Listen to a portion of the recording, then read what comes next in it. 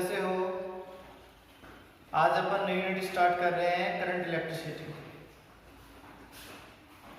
Lesson number 5 second unit अपना यह है करंट इलेक्ट्रिसिटी। करंट इलेक्ट्रिसिटी अपन ने चार्ज को कांस्टेंट पढ़ा था पहले, तो यहाँ फ्लो ऑफ रेट आएगा चार्ज का, वो करंट में किस प्रकार से डाइवर्ट होगा, करंट स्केलर और वेक्टर क्वांटिटी कौन सी होती है इस बारे में पढ़ेंगे अपन। डिप्ट वेलोसिटी क्या होती है उसके बारे में पढ़ेंगे, मोबिलिटी क्या होती है, रिलैक्सेशन टाइम क्या होता है, ठीक है। रेजिस्टेंस डिपेंडेंस ऑन टेम्परेचर अपन पढ़ेंगे, रेजिस्टिव डिपेंडेंस ऑन टेम्परेचर पढ़ेंगे, resistance does not depend on potential and current, ये पढ़ेंगे अपन। तो अपन बात करें सबसे पहले करंट इलेक्ट्रिसिटी। करंट इलेक्ट्रिसिटी नया यूनिट है।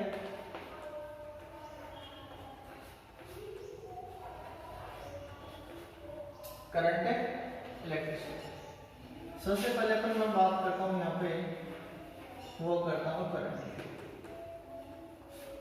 ध्यान से सुनना, देखिए 10th पेसेज की है जो डेफिनेशन है वो आपने पढ़ी है।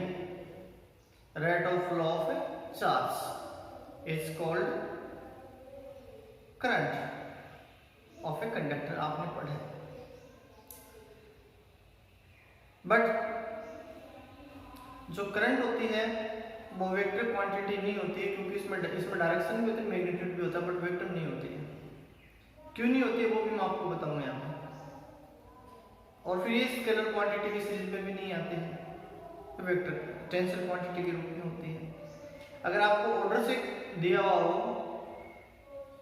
अगर आपको दिया हुआ हो, वेक्टर भी दिया हुआ हो, टेंसर भी दिया हुआ हो, स्केलर भी दिया हुआ हो, तो फिर आपका जो आंसर है वो टेंसर क्वांटिटी आएगा।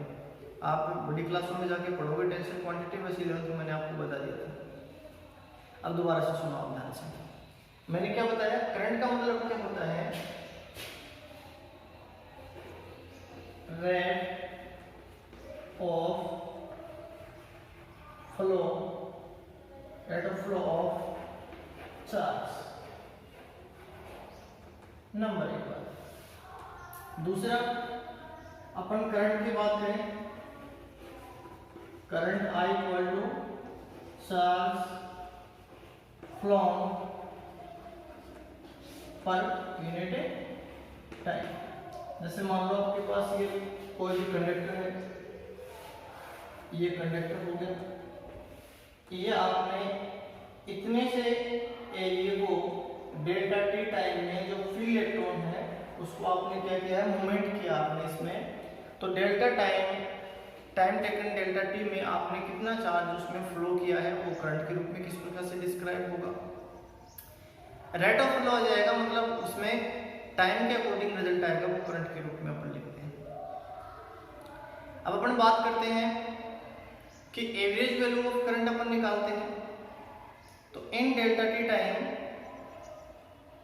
Charge delta Q given to a conductor, then average value of current is written by given by average value of current I average equal to here delta q upon delta t time।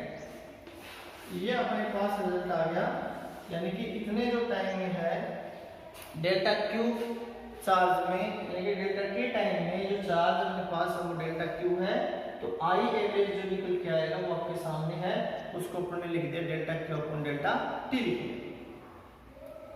अब इसमें instantaneous time होता है, instantaneous time का मतलब होता है at time t equal to 0, उसी क्षण जो रिजल्ट निकल के आएगा। 11th क्लास में बहुत अपन ने किए थे, Newton first equation of motion अपन ने पढ़ा था, तब अपन ने क्वेश्चन किए थे।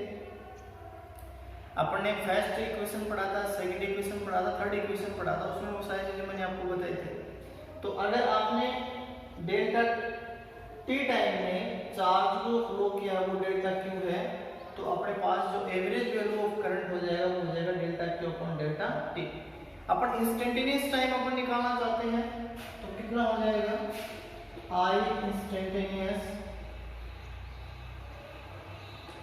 इंस्टेंटेनियस लिमिट लग जाएगी इसमें, limited delta t tends to 0 delta Q upon delta t equal to d Q upon D t, I equal to d Q upon D T. ये इंस्टेंटेनियस टाइम हो जाएगा, इंपॉर्टेंट। अब ये चीज निकल के आएगी, rate of flow of charge, कितने टाइम में आपका जो चार्ज का फ्लो रहा है कंडक्टर में वो आपका करंट के रूप में आ जाएगा। ये बेसिक चीजें थी, ये 10th बेस की थी। कौन सी बेस की थी? 10th बेस की थी। आपको अब एक हाई लेवल का आपको डिस्क्रिप्शन चाहिए तो उसमें मैं आपको आगे बता के चलूंगा इसमें कि स्केलर क्वांटिटी होती है, वेक्टर क्वांटिटी होती है, और दोनों में से कोई सी नहीं होती है। तो अपन यहाँ पहले इसकी यूनिट की बात करेंगे, फिर उसकी क्वांटिटीज की बात करेंगे कि क्वांटिटीज कौन सी है, ठीक है। तो आगे चल के मैं बता रहा हूँ, आंसर सुनो, बता दो इसको यार। करंट इलेक्ट्रिसिटी है, नया चैप्टर अपना, नया यूनिट है, इसको साथ साथ करते रहोगे तो दिक्कत नहीं आएगी आपको। देखो ध्यान से, मैं यहाँ पे लिख रहा हूँ यूनिट ऑफ करंट इज, आपने क्या लिखा है, I equal to delta Q upon delta T, और आपने ये भी लिखा है D Q upon D T, ये भी लिखा आपने, ठीक है। तो चार्ज क्या होता है, कूलम, और ये क्या होता है, सेकंड। तो क्या हो जाएगा, कूलम पर सेकंड हो जाएगा, और इसको एम्पियर भी बोलते हैं। 10th बेस पे आपने किया था, unit of current is ampere, ये पढ़ा था आपने। अब ये तो हो गया आपका यूनिट। अब अपन क्वांटिटी की बात करेंगे, कौन सी क्वांटिटी है, वेक्टर क्वांटिटी है, स्केलर है, दोनों में से कोई सी नहीं है। तो पहले मैं बात करता हूं यहाँ पे, ये जो करंट है इसमें डायरेक्शन भी है और इसमें मैग्नीट्यूड, तो इसका मतलब ये वेक्टर क्वांटिटी होनी चाहिए, बट ये वेक्टर क्वांटिटी नहीं है, ये वेक्टर क्वांटिटी नहीं है। ध्यान से सुनो, ये जो करंट है इसमें डायरेक्शन भी है, मैग्नीट्यूड भी है। मैग्नीट्यूड भी है तो वेक्टर क्वांटिटी होनी चाहिए, जबकि वेक्टर क्वांटिटी नहीं होती। क्यों नहीं होती है? आपने 11th क्लास में एडिशन ऑफ वेक्टर्स पढ़े थे, तो अपन इसको वेक्टर एडिशन के रूप में ऐड नहीं कर सकते हैं। नंबर 1 कारण इसका ये है, क्या नहीं कर सकते अपन इसको, एडिशन ऑफ वेक्टर या laws of addition of vector ये फॉलो नहीं करता है। तो इसका मतलब क्या हो जाएगा, यहाँ पर मैं रीजन लिख रहा हूं, because current does not follow, current does not follow, किसको लॉ को फॉलो नहीं करेगा, current does not follow vector law of addition. इस वजह से इसको वेक्टर क्वांटिटी नहीं कहा जाता। दोबारा से सुन लो एक बार, यानी कि करंट है उसमें डायरेक्शन भी है, मैग्नीट्यूड भी है, तो इस हिसाब से वेक्टर क्वांटिटी होनी चाहिए, बट ये वेक्टर क्वांटिटी नहीं है। क्यों नहीं है? Because current does not follow vector law of addition, ठीक है। ये इस लॉ का पालन नहीं करता है, फॉलो नहीं करता है। तो किस प्रकार से होता है, ये जो अपने पास करंट है, लाइक एज ए एड सब like as a vector quantities के रूप में क्या होता है, ऐड होता है। ठीक है। जो स्केलर क्वांटिटी होती है उसका क्या होता है, एडिंग अपन करते हैं किसी भी क्वांटिटीज की, उसके फॉर्म में होता है। तो आप इसको यहाँ से लिख सकते हैं, इसको लिख सकते हैं अपन लाइक एज ए, इसको अपन लिख सकते हैं adds up in a scalar quantity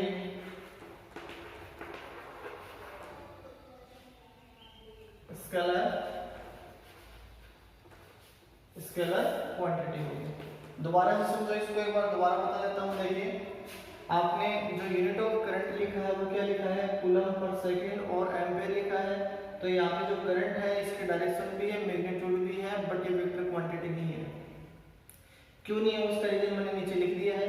current does not follow vector law of addition, vector law of addition का रूल को फॉलो नहीं करता है।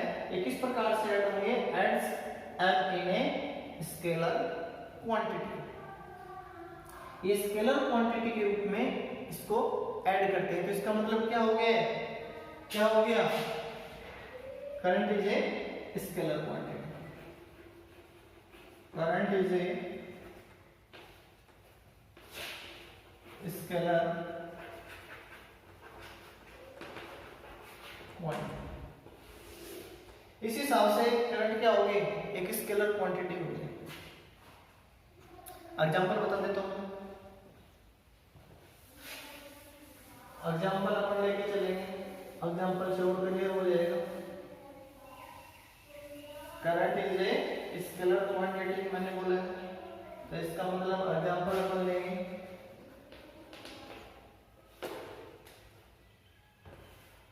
ये करंट हो गया 2 एम्पीयर, ये करंट हो गया 5 एम्पीयर और ये करंट हो गया आपका 7 एम्पीयर और एंगल हो गया यहाँ पे 60 डिग्री। और ये वाला एग्जांपल ले लिया हमने, इसमें से करंट आ रही है 2 एम्पीयर, इसमें से आ रही है 3 एम्पीयर और ये होगी 5 एम्पीयर। इसका मतलब क्या हो, मैंने आपको क्या बोला है कि adds up like as a scalar quantity, adds up a, मैंने ये बोला था आपको adds up like as scalar quantity, ये मैंने आपको बताया है। आप इसको एक स्केलर क्वांटिटी के रूप में ऐड करोगे तो इसका मतलब क्या हो जाएगा, यहाँ पे 2 + 5 कितना हो गया, 7 हो गया। एंगल 60, एंगल का कोई इफेक्ट नहीं हुआ। या 2 एम्पीयर या 3 एम्पीयर, एंगल कितना 90 डिग्री है, तो no affect of angle. Angle का कोई भी चलने वाला नहीं है, एंगल कितना ही ले लीजिए आप, एंगल का कोई रूल नहीं है। यहाँ रूल किसका आएगा, यहाँ रूल आएगा करंट का, कितनी करंट उसमें इंटर कर रही है, कितनी करंट उसमें आउट हो रही है, कितना इनकमिंग में करंट आ रहा है, कितना उसमें आउटगोइंग में करंट आ रहा है, उस पर डिपेंड करता है। तो मैंने आपको बताया कि जो करंट है वो वेक्टर क्वांटिटी नहीं है, वो स्केलर क्वांटिटी के रूप में ऐड होती है।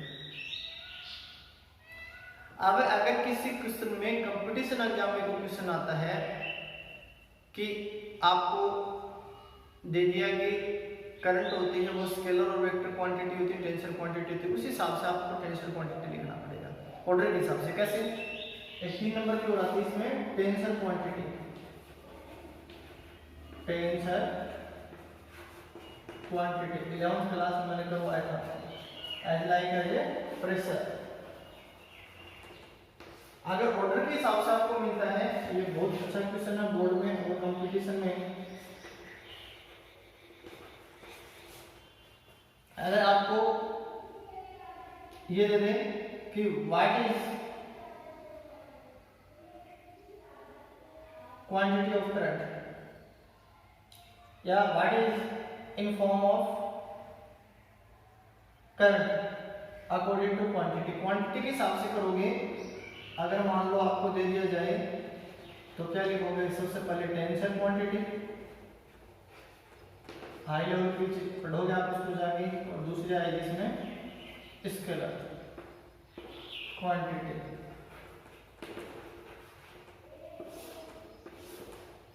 अगर किसी ऑप्शन में आपसे ये दे दिया जाए तो पहले वाला जो ऑप्शन है वो इसका आंसर मिलेगा। ये ध्यान रखना है इसमें कि अगर मान लो कोई भी बोर्ड एग्जाम में क्वेश्चन देता है, कंपटीशन एग्जाम में क्वेश्चन आता है, तो आपसे पूछ ले कि जो करंट होती है वो कौन सी क्वांटिटी होती है। आपको ऑर्डर में दे दिया जाए कि वेक्टर आएगा, ऑप्शन दे दिया जाए ABCD 4 ऑप्शन दे दिया जाए। जैसे पहला दे दिया जाए वेक्टर क्वांटिटी, दूसरा दे दिया जाए स्केलर क्वांटिटी, तीसरा दे दिया जाए टेंसर क्वांटिटी, और चौथा दे दिया जाए नन ऑफ देम। तो इसका मतलब क्या हो जाएगा, इसमें आंसर क्या आएगा, टेंसर आएगा। क्या आएगा, टेंसर क्वांटिटी होती है वो 11th क्लास में मैंने पढ़ाई भी थी थोड़ी बहुत आपको, और आप हाई लेवल पे जाओगे तब आपको कॉलेज टाइम पे देखने का मिलेगा। यहाँ तक अपने को खाली इतना ही समझना है कि जो अपने पास जो करंट होता है वो टेंसर क्वांटिटी के रूप में उसका फाइनल रिजल्ट निकल के आता है। वैसे अमूमन इसको अपन ने स्केलर क्वांटिटी कैसे होती है वो मैंने आपको क्लियर करवा दिया है। मैंने आपको वहां पे एग्जाम्पल भी ले गया था, current does not follow, current does not follow, current किसका पालन नहीं करेगा। मैंने बताया था आपको एडिशन लॉ ऑफ वेक्टर्स या वेक्टर लॉ ऑफ एडिशंस। जो वेक्टर लॉ ऑफ एडिशन अपन जोड़ते थे 11th क्लास में वो फॉलो नहीं करेगा। लाइक से adds like as a scalar quantity, एक स्केलर क्वांटिटी की फॉर्म में क्या होंगे, ऐड होंगे। यहां तक मैंने आपको करवा दिया था। देखिए जो करंट इलेक्ट्रिसिटी है अपन पढ़ रहे हैं उसमें पहली चीज है जो करंट है उसको मैंने बेसिक के साथ साथ आपको डीपली भी बताया है। ये अपने फिजिक्स का जो मेन, इस यूनिट का मेन फंडा है। ये जो करंट है, ये करंट आपको क्लियर हो जाएगी तो आगे कोई दिक्कत आने वाली नहीं है, ठीक है ना। तो मैं आपको एक क्वेश्चन करवाता हूँ इस पे समझना से, फिर मैं आगे पढ़ूंगा।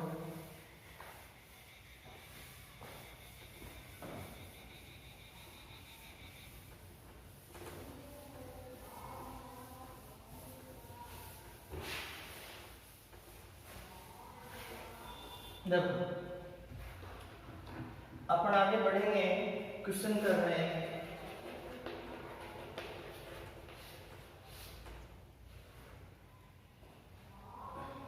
आपको करंट और चार्ज के रूप में क्वेश्चन देता है। करंट के रूप में देगा तो चार्ज आपसे पूछ लेता है, चार्ज आपको देगा तो करंट का क्वेश्चन पूछ लेगा। कोई भी क्वेश्चन है उस क्वेश्चन को आप करोगे कैसे, क्या क्या चीजें आपसे पूछेगा, ठीक है, वो मेन चीज है इसमें। तो देखो if Q equal to T square plus 4t minus 5 of a conductor, then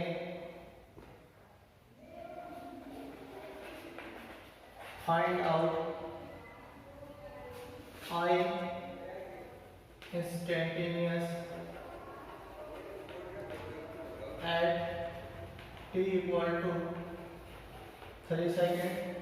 पहली चीज ये पूछेगा आपसे इंस्टेंटेनियस, मैंने बताया था आपको इंस्टेंटेनियस का होता है at time t equal to 0 पे जो वैल्यू निकल के आएगा वो इंस्टेंटेनियस वैल्यू हो जाएगी, ठीक है।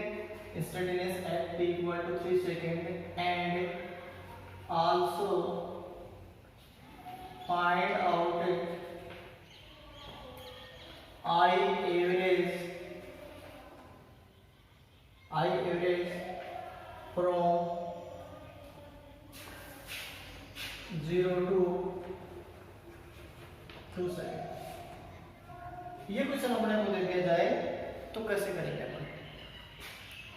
ये क्वेश्चन है, इस क्वेश्चन को अपने को दे दिया जाए तो किस प्रकार से अपन इसको लेके चलेंगे, कैसे इस क्वेश्चन को अपन करेंगे। तो इसका मैंने बताया था आपको सबसे पहले कि एवरेज और इंस्टेंटेनियस, देखो कर लेना, छोटा क्वेश्चन है, कई बार आ जाता है बोर्ड एग्जाम में। तो अपने को क्या दे रखा है पहले तो वो लिख लो, गिवन है अपने को दे रखा है Q equal to T square plus 4t minus 5 of a conductor दे दिया था, फाइंड आउट इंस्टेंटेनियस दे दिया। तो we know that I equal to dq upon dt, then d upon dt, q की जगह वैल्यू रख दो, t square plus 4t minus 5 है। I equal to T square की जगह आप लेके चलोगे तो 2t हो जाएगा, प्लस 4t का करोगे तो t का 1 हो जाएगा, क्या रहेगा t, तो क्या हो जाएगा at t equal to 3 second दे रखा है, तो I इंस्टेंटेनियस हो जाएगा 2 इंटू टी की जगह 3 पुट अप कर दो, 3 प्लस 4 10 एम्पियर। तो ये तो इंस्टेंटेनियस वैल्यू अपने पास निकल के आ गई। क्या निकल के आ गई? इंस्टेंटेनियस वैल्यू निकल के आ गई। अब अपन बात करते हैं कि जो एवरेज वैल्यू ऑफ करंट आएगी वो क्या बताया था मैंने आपको, delta Q upon delta T के फॉर्म में आएगा। अपने को टाइम की लिमिट दे रखी है, 0 से 2 सेकंड में अपने को रिजल्ट फाइंड आउट करना है। तो कैसे करोगे देखो ध्यान से। तो पहला नीचे क्या है, यहाँ पे इंस्टेंटेनियस जो अपने पास जो करंट है वो आपके सामने है। और अपन बात करते हैं कि जो चार्ज किस प्रकार से इसमें निकल के आएगा, उस चार्ज के लिए अपन फॉलो करें रूल को, तो क्या रिजल्ट आएगा वो देखो ध्यान से। तो यहाँ पे क्या दे रखा है, I average equal to delta Q upon delta t हो जाएगा Q2 minus Q1 upon T2 minus T1। यहाँ पे Q इक्वल टू दे रखा है T square plus 4t minus 5। तो पहले क्या निकालेंगे, Q इक्वल टू Q1 निकालो, 0 से कितने हैं 0 टू 2 सेकेंड आ रहा है इसमें, तो पहला ये Q1 आ जाएगा, ऐसे यहाँ से क्या आ जाएगा Q2 आ जाएगा, ठीक है। तो पहले Q इक्वल T इक्वल टू आप क्या रखोगे 0, तो Q1 कितना हो जाएगा 0 स्क्वायर प्लस 4 इंटू 0 माइनस 5, कितना आ गया माइनस 5 आ गया। Q में T इक्वल टू 2 सेकेंड रखोगे तो Q2 आएगा, Q2 आएगा तो 2 का whole square plus 4 into 2 minus 5, 4 plus 8 minus 5,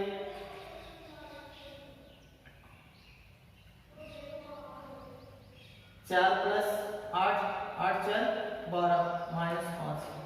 तो यहाँ जो वैल्यू लिखोगे तो कितना आएगा, I average equal to Q2 कितना है, Q2 कितना है 12 माइनस 5 माइनस Q1 कितना है माइनस 5 है, तो माइनस 5 हो गया, अपॉन T2 कितना है 2 minus 0। I average equal to हो गया 12 माइनस 5 प्लस 5 अपॉन 2, 5 से 5 कैंसिल, कितना हो गया 6 एम्पियर रिजल्ट आ गया अपना। कितना आ गया 6 एम्पियर अपना रिजल्ट आ गया। ये तो हो गया। देखिए 2 क्वेश्चन मैं आपको करूंगा यहाँ पे इसमें वैसे के। पहला तो अपने पास अगर चार्ज दे रखा है करंट आएगा तो इस प्रकार से आएगा, ठीक है। और अगर अपने को मान लो करंट दे दे क्वेश्चन में और चार्ज अपने से पूछ ले क्वेश्चन में, तब अपने को क्वेश्चन को कैसे करना है सुनो ध्यान से। देखिए दोनों ही क्वेश्चन है, छोटा क्वेश्चन आता है तो इस क्वेश्चन में आता है। अपने को पहले ये चीज क्लियर होनी चाहिए, उसके बाद में अपन आगे बढ़ेंगे इस लेसन में, ठीक है। ये चीजें हैं, इस चीजें क्लियर हो जाएंगी तो अपन आगे बढ़ेंगे क्वेश्चन में। क्वेश्चन अपना है question number 2, if I equal to if I equal to 40 plus 5 ampere, if I equal to 40 plus 5 ampere, if current I, ऐसे कर दो, if current I equal to 40 plus 5 ampere following of a cross section area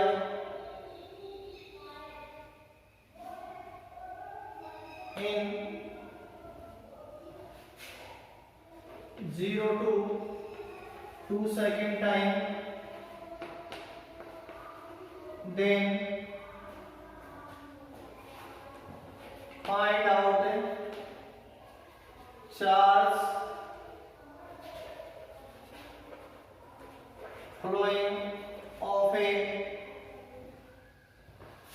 conductor. अपने को charge flowing of a conductor देखिए I equal to 40 upon 5 ampere flowing of a cross sectional area in 0 to 2 second time. Then find out the charge flowing of a conductor. उस time पर charge कितना flow हो रहा है उसको, और how many electron situated in a conductor in this time. How many electron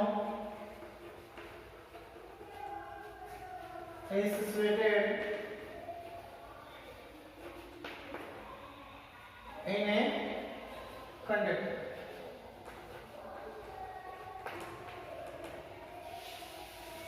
उस time पर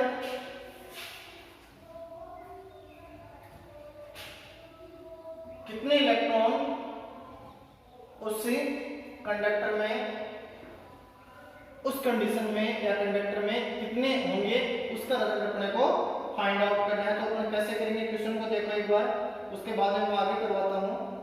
कितने टाइम में अपने पास जो रिजल्ट आएगा उसके बारे में अपन कह रहे हैं, तो कितना रिजल्ट आएगा वो देखो ध्यान से, किस प्रकार से अपन उसको करेंगे, कैसे फ्लिप होगा, कैसे फ्लिप नहीं होगा, कैसे क्वेश्चन निकल के आएगा, उसके बारे में अपन करेंगे।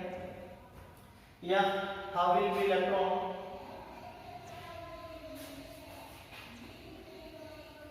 how will be electron is situated in a conductor. देखिए जाता है, सबसे पहले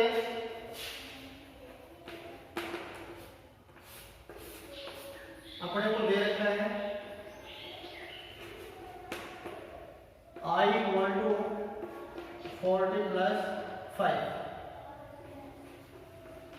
We know that I equal to dq upon dt, तो dq इक्वल टू हो जाएगा I dt।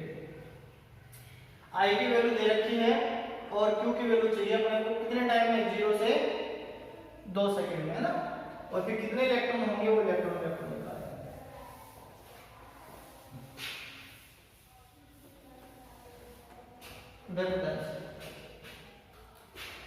तो ये हो जाएगा integration into both sides I dt।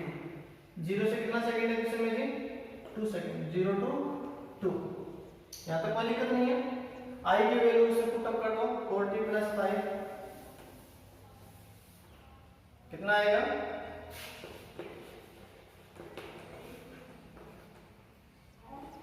40 plus 5 into में हो जाएगा dt। यहाँ तक किसी को मेरे हिसाब से कोई दिक्कत नहीं होनी चाहिए, ठीक है। यहाँ से dq है, इसमें जो चार्ज है उसको अपन वैल्यू फाइंड आउट करेंगे, तो 40 प्लस 5 इंटू dt है, तो 0 से 2 टाइम में अपने को इसमें कितना चार्ज फ्लो हो रहा है उसमें कंडक्टर में, वो अपने को फाइंड आउट करना है। और उसमें कितने इलेक्ट्रॉन है, इलेक्ट्रॉनों की संख्या कितनी है वो अपने क्वेश्चन करेंगे। तो आगे चलिए देखो, इसको क्या करोगे आप, इंटीग्रेशन करना है। 40 का इंटीग्रेशन करने के लिए t को क्या करोगे अपन, t को बाहर निकालेंगे तो कितना आएगा, q equal to 4 0 to 2 t dt plus 5 0 to 2 dt। यहाँ तक कर लिया अपन ने, तो q इक्वल टू 4, इसका हो जाएगा t की power 1 plus 1 upon 1 plus 1 0 to 2 plus 5 dt कितना हो जाएगा, t 4/2 t square 0 to 2 plus 5 2 minus 0 cube 2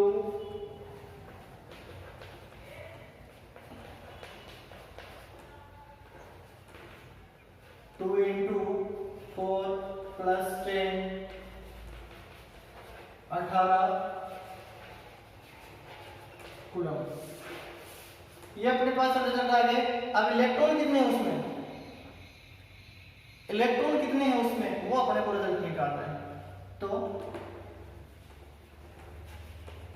quantization of charge पहले लेसन में पढ़ा था अपने, Q equal to N equal to Q by E, ये पढ़ा था अपने। ये इलेक्ट्रॉनों की संख्या आ जाएगी, नंबर ऑफ इलेक्ट्रॉन्स आ जाएंगे। क्या आ जाएंगे? Number of electrons are suspended in a conductor. कितने इलेक्ट्रॉन उसमें सस्पेंडेड हैं वो इलेक्ट्रॉन निकालने हैं अपने को। n इक्वल टू Q की वैल्यू कितनी थी 18 अपॉन 1.6 into 10 की पावर माइनस 19, ये वैल्यू ऑफ इलेक्ट्रॉन हो गया। Value of electron, number of electron, तो कितना हो जाएगा? इस पॉइंट को हटाओगे तो 80 इंटू 10 की पावर कितना हो गया 90,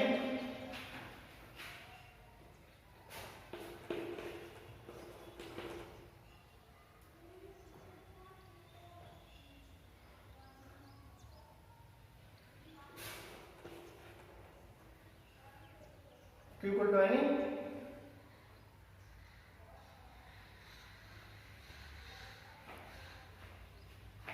Q इक्वल टू एनी हो गया था, N equal to Q upon electron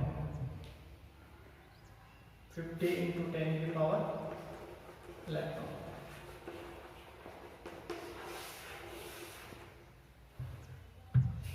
okay, have a nice day.